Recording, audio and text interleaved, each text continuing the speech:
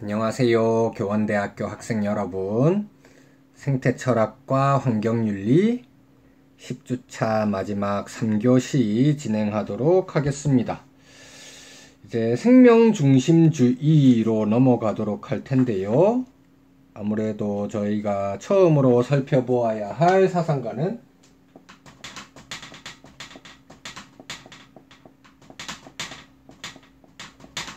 슈바이처가 되겠죠. 슈바이처는 예전에 약술형 시기 때 아주 옛날 출제된 적이 있었죠. 많이 학습한다거나 강의할 내용이 존재한다, 그렇게 보기 좀 어려울 것 같고요.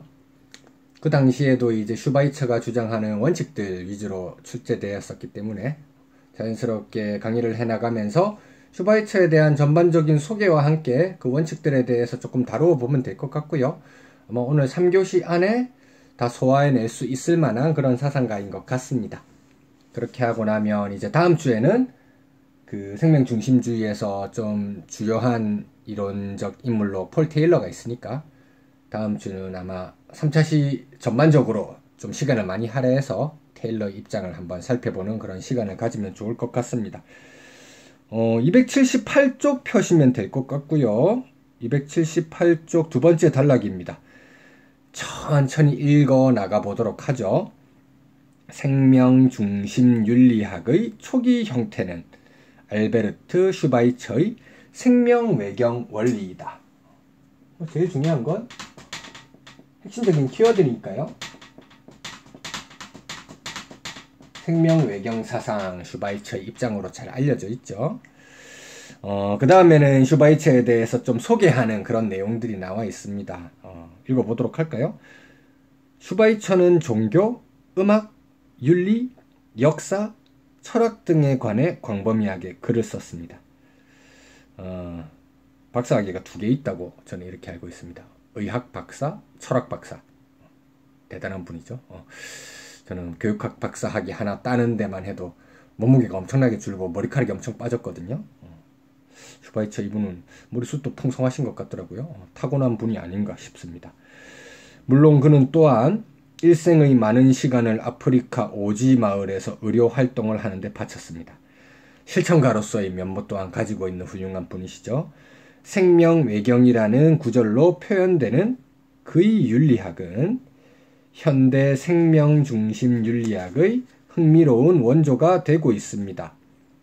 슈바이처의 삶은 의욕적이었고 다른 사람들을 보살피고 배려하는데 헌신했다고 합니다. 위인전 이런 데 주로 많이 보셨죠? 학생들이 보는 후 이런 만화책에도 꼭 소개되어 있더라고요. 아마 여러분들도 성장기에 보시지 않았을까 싶긴 한데요. 또한 그는 글을 많이 쓰는 작가이기도 했는데 그의 많은 책들은 현대사회의 윤리적 질병들을 진단하고 치료하는 것에 집중합니다. 생명외경은 그가 갈등에 시달리는 세상에 희망을 제공한다고 믿었던 태도입니다. 우리는 슈바이처의 진단과 치유 방식을 간략하게 살펴볼 가치가 있습니다. 현대사회의 윤리적 질병, 이거 치료하는 것에 있어서 생명외경을 이야기한다는 건 윤리 문제를 진단하는 범위 자체가 굉장히 광범위하고 넓었다는 것이죠. 생명에 대한 윤리적 조명, 이것까지 통찰력을 가지고 있었던 분인 겁니다. 근대 산업사회는 생명의 선을 자연의 선과 결부시켜 생각했던 세계관과는 거리가 멉니다. 뒤에도 나오겠지만 이건 자연법과 비슷한 거죠. 슈바이처가 세계와 생명의 긍정이라 불렀던 이런 믿음은 윤리학에서 자연법적 전통을 연상시키기도 합니다. 과학과 기술의 진보와 이에 동반되었던 산업사회는 자연을 무차별적이고 가치 중립적이고 기계적인 힘이라고 봄으로써 윤리학과 자연 사이의 관계를 단절시켜 놓았습니다. 근대의 과학은 종종 자연을 물리적이고 기계적인 법칙들에 의해 지배를 받는 기계로 보았습니다. 화이트헤드라고 하는 사람이 이제 근대 과학이 가지고 있는 치명적인 오류로서 잘못 놓여진 구체성의 오류라고 하는 표현을 사용하거든요. 자연을 설명할 수 있는 과학적 도식이라든지 공식, 만유 인력의 법칙 이런 것들 있잖아요. 수학 공식 한 줄로 자연 전체를 잘 나타낼 수 있다고 생각하지만 그건 과학기술이라든지 이거 너무 신봉하고 있는 사람들이 오산이라는 거죠. 자연이 가지고 있는 풍부한 실제 있는 그대로의 모습, 이것을 바라보려고 해야지 인간 나름의 방식으로 가공해낸 수학공식, 과학공식 이런 걸로 자연을 이해하려고 하는 건 지나친 환원주의적 시각이다. 그런 방식으로 비판할 수 있다는 겁니다. 자연 자체에는 본래적인 어떤 선도 악도 없습니다. 그런 세계에 표류하게 되었기에 인간의 윤리학은 토대 없이 방치되었습니다. 이거 위에 자연 자체에는 본래적인 어떤 선도 악도 없다. 이건 근대 과학의 자연관이라고 할 수 있겠네요. 윤리적 가치는 개인적 견해나 감정에 지나지 않는 것이 되었습니다. 근대 산업사회의 전쟁, 비인간적 관료주의, 무의미한 노동, 문화적 타락 등은 모두 이런 분리로 인한 결과들입니다. 슈바이처의 윤리적 사고는 자연과 윤리학 간의 유대를 다시 확립하고자 하는 것이었습니다. 그러나 슈바이처는 아프리카에 있는 가장 외딴 지방들을 여행하면서 시간을 보냈기 때문에 자연이 부드럽고 온화한 것으로 오해하지는 않았습니다. 그는 파괴적이고 변덕스러운 자연의 힘을 잘 알고 있었습니다. 그럼에도 불구하고 자연에는 인간 윤리의 기초를 마련해 주는데 일조할 수 있는 선, 즉 본래적 가치가 있다고 확신했습니다. 이런 쟁점을 해결하기 위해 그가 발전시켰던 생각은 생명외경이라는 구절에 담겨져 있는데요. 이 생명외경이 독일어도 막 나오고 있고요. 280쪽으로 넘어가면 그 독일어 어원에 어떤 내용이 들어가 있는가 이렇게 되어 있죠. 네 번째 줄, 이 독일어 어원을 보면 존경과 두려움이 결합되어 있는 태도를 나타낸다. 흔히 높은 산 꼭대기로부터 장엄한 광경에 의해 고치된 태도나 맹렬한 폭풍에 의해서 고치된 태도를 떠올리는 것도 크게 어긋나지는 않을 것이다. 이렇게 되어 있습니다. 자, 존경과 두려움이 결합되어 있다. 여러분들 지금 집에서 혼자 온라인으로 강의를 듣다 보면 불을 끄고 듣는 그런 학생들도 계실 텐데 지금 저 같은 경우는 위에 형광등이 있죠. 밝은데 마치 흰색과 같이 보입니다. 근데 저게 단순한 흰색은 아니거든요. 다양한 광선들이 집합을 해서 이게 하나의 흰색으로 나타나는 것처럼 존경과 두려움 이런 여러 가지 감정들이 복합체로서 생명외경이라고 하는 모습으로 드러나고 있다. 그런 측면에서 볼 때 생명외경은 모든 윤리적 요소들의 집합체라고도 말할 수 있다. 이것이 슈바이처의 입장이라고 할 수 있겠습니다. 자, 생명 자체에 대해서 존경과 두려움의 감정을 가져라. 앞서 이야기하는 근대의 과학관에서 자연은 본래적으로 어떤 선도 악도 없다. 자연 속에 있는 생명 또한 가치 중립적인 사실로서만 파악되어 왔었죠. 하지만 슈바이처가 볼 때는 그렇지 않다는 겁니다. 생명은 그 자체로 선한 것이다. 아까 자연법적 전통과도 유사한 맥락이 있다고 말씀을 드렸었죠. 저희 강의실에서 수업할 때 한스 요나스도 굉장히 목적론적인 사고방식을 보인다고 이야기했었잖아요. 생명 그 자체가 가치 있고 선한 것이다. 슈바이처도 비슷한 맥락이 있습니다. 생명은 단순한 가치 중립적인 사실이 아니라 그 자체로 선한 것이다. 그렇기 때문에 이러한 생명을 보존하고 촉진하고 고양시키는 것이 선이고 그 반대는 악이라고 이야기하고 있는 것이죠. 이제 여기서 중요한 건 이러한 사실을 이성으로 파악하라는 주장을 하는 건 아니라는 겁니다. 이제 직접적으로 슈바이처가 언급하고 있는 인물이 근대에 들어오면서 이성의 문을 열었던 데카르트라고 할 수 있는데요. 데카르트는 나는 생각한다, 그러므로 존재한다, 코기토 에르고 숨이라고 하는 유명한 표현을 통해서 인식 주체로서의 나와 인식 대상으로서의 자연을 엄격하게 분리하는 이분법적 사고방식, 이런 원형으로 지금 저희들에게 잘 알려져 있죠. 이런 이성적 판단에 따라 인식 주체와 인식 대상이 갈라질 수 있다는 걸 슈바이처는 잘 염두에 두고 있었기 때문에 이 생명 외경도 존경과 두려움이 결합되어 있는 하나의 의지의 차원, 특히 생명체들이 가지고 있는 무의식적인 의지의 차원, 이것을 포착할 수 있는 능력과 연결시키고 있는 겁니다. 생명을 가지고 있는 존재라고 하면 어떤 존재든 그러한 생명을 유지하고 촉진시키고 고양시키려고 하는 의지를 가진다는 점에서 모든 생명은 동등하게 소중한 것이다. 자연스럽게 생명 외경 사상에서 이런 내용이 이끌어져 나올 수가 있겠죠. 생명 유지라든지 촉진 고양을 반대하는, 저해하는 행위들은 기본적으로 악이라고 할 수 있습니다.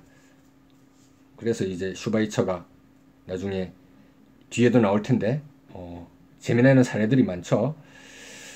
그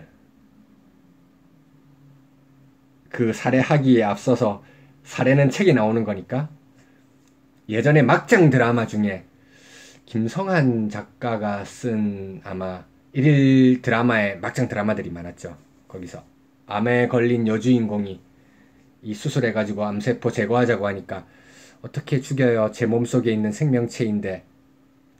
슈바이처를 조금 강하게 밀고 나가면 그 정도 주장까지 할 수 있습니다. 어떤 주장했는지 나중에 한번 살펴보시면 좋을 것 같고요.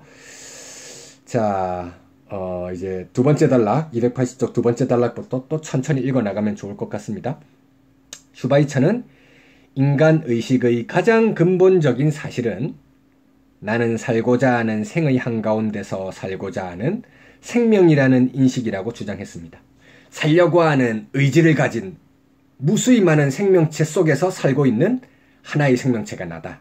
이렇게 말하는 거죠. 윤리학은 우리가 그런 사실을 충분히 깨닫고 경외하게 될 때 시작됩니다. 아래에 있는 직접 인용문 중요한 부분이니까 살펴보도록 할게요. 생각하는 존재가 된 인간은 데카르트를 염두에 두고 있는 거겠죠? 그 자신의 생명을 외경하는 것과 똑같이 모든 살려는 의지에게도, 비록 인간이 데카르트 이후로 이성적 측면이 강조되긴 하지만 의지에도 주안점을 둘 필요가 있다는 걸 이 문장 속에서 이야기하는 거죠. 이런 의지에게도 똑같이 외경하고자 하는 충동을 느낍니다. 그는 그러한 다른 생명을 자신 속에서 경험합니다. 이제 선과 악에 대한 내용이 나옵니다. 다다음 주 정도에 하게 되겠지만 레오폴드가 말하는 대지윤리의 황금률과 굉장히 비슷한 구절이죠. 그는 생명을 보존하고 생명을 촉진하며 발전 가능한 생명을 최고의 가치로 고양시키는 것을 선한 것으로 받아들입니다. 반대로 생명을 파괴하고 해치며 발전 가능한 생명을 억누르는 것을 악한 것으로 받아들입니다. 이것이야말로 도덕의 절대적이고 근본적인 원리입니다. 아래도 이어서 읽어보겠습니다. 다시 말해 슈바이처는 모든 생명체가 본래적 가치, 즉 우리의 경외와 외경을 요구할 만할 가치를 갖는다고 주장합니다. 생명은 하나의 중립적이고 가치로부터 자유로운 우주 속의 사실이 아닙니다. 그 다음 문장이 중요하죠. 생명은 그 자체로 선한 것입니다. 생명은 존중하는 마음을 불러일으키는 것이고 존중받을 만한 가치가 있는 것입니다. 그 다음 단락은 넘어가도록 할게요. 다음 단락에 제가 말씀드렸던 재미난 사례가 나오거든요. 281쪽 세 번째 단락입니다. 생명 파괴하는 걸 피하기 위해서 어떤 사례까지 있었느냐. 많은 사람들이 보기에 슈바이처는 지나치게 힘든 삶을 살았습니다. 그는 심지어 질병을 옮기는 모기조차 죽이는 것을 꺼려했습니다. 모기를 죽이기보다는 방 밖으로 내몰기 위해 노력했습니다. 창문을 열어서 내보냈다는 것이죠. 아마 그 사이에 들어오는 모기가 더 많지 않았을까 심히 걱정이 되는 부분이기도 합니다. DDT의 사용도 반대했는데요. 그 이유는 그것이 무차별적으로 생명을 죽이는 방식이라고 생각했기 때문입니다. 그러나 슈바이처가 때때로 생명을 죽일 수밖에 없는 필연성을 몰랐던 것은 아닙니다. 이렇게 이야기하면서 이제 자연스럽게 슈바이처가 이야기하는 여러 가지 원칙들,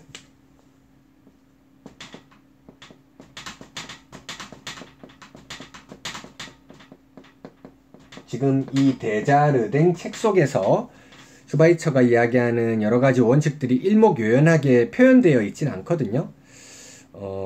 앞에 이 내용 속에서 첫 번째 원칙이 조금 녹아 들어가 있고, 지금 읽으려고 하는 구절에서 두 번째 원칙이 나오고, 세 번째 원칙이 이제 마지막 282쪽 정도에서 또 조금 녹아서 표현이 되어 있는 것 같습니다. 일단 첫 번째 원칙은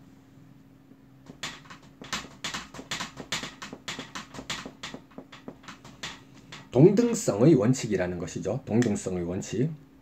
생명을 가지고 있는 모든 존재는 살고자 하는 의지를 가진다는 점에서 동등하다. 제가 이렇게 말씀드렸었죠. 이게 동등성의 원칙입니다. 불교를 떠올려 보시면 될 것 같아요. 불교. 동양에서 유교 같은 경우에 사랑의 정신이죠. 좀비 친소의 구별이 있는 차별적인 사랑이다. 분별적인 지혜가 일정 부분 개입되어 있죠. 불교는 이런 유교의 입장을 반대하지 않습니까? 분별적 지혜, 차별적 사고방식, 이걸 엄격하게 지향하고 있습니다.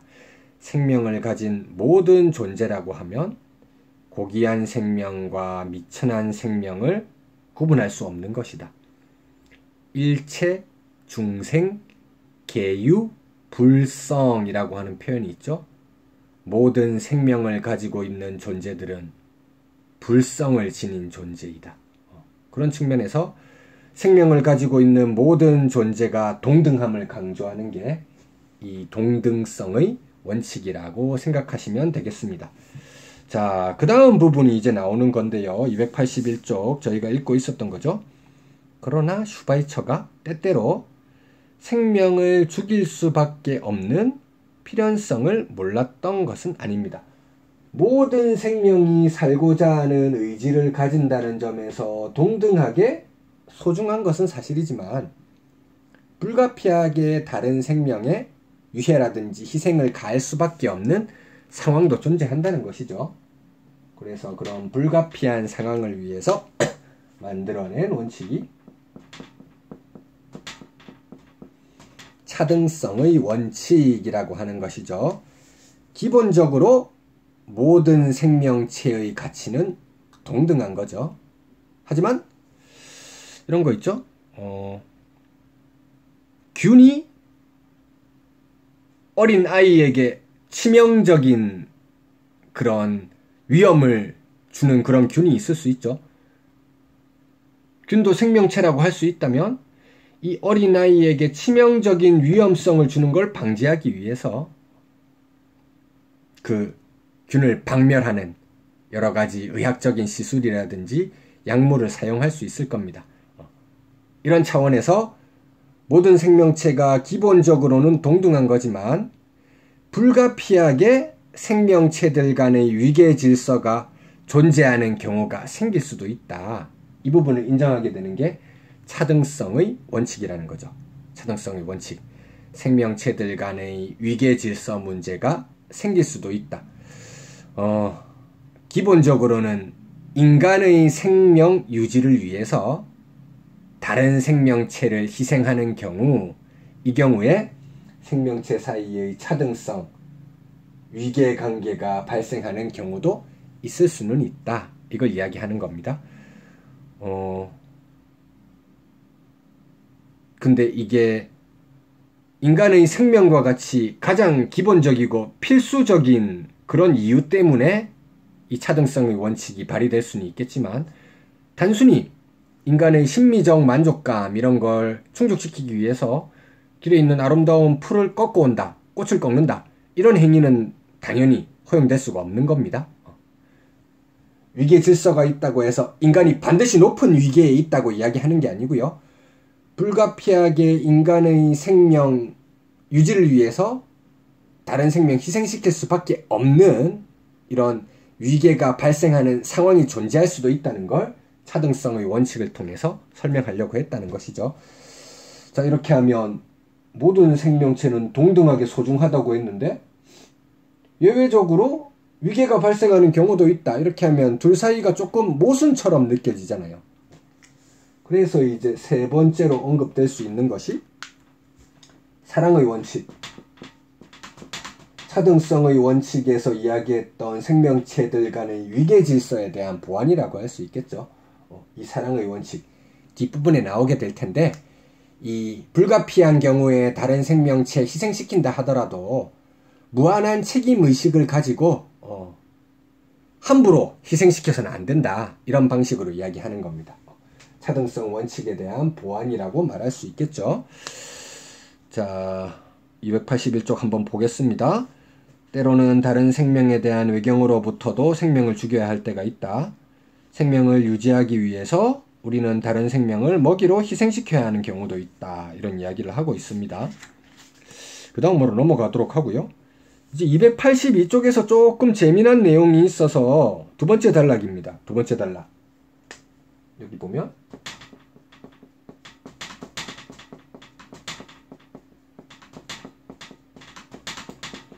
슈바이처의 주장을 잘 해석해보면 덕윤리적 성격을 가진다, 이렇게 데자르댕이 해석하고 있는 것이죠. 여러가지 원칙들을 제시하잖아요.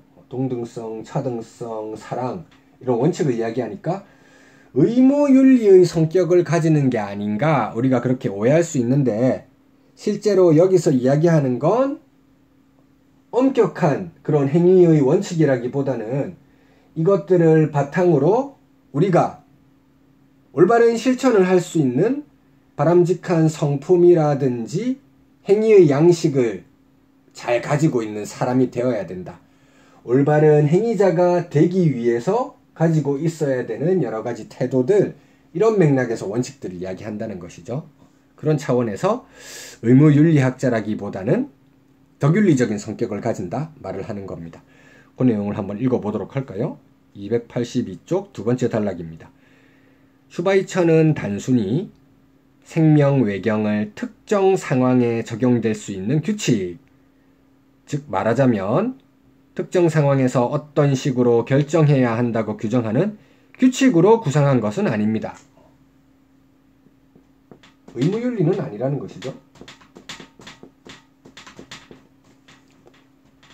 생명 외경은 우리가 해야 할 것이 무엇인지를 결정하기 위한 규칙이라기보다는 우리가 누구인지를 결정하는 태도입니다.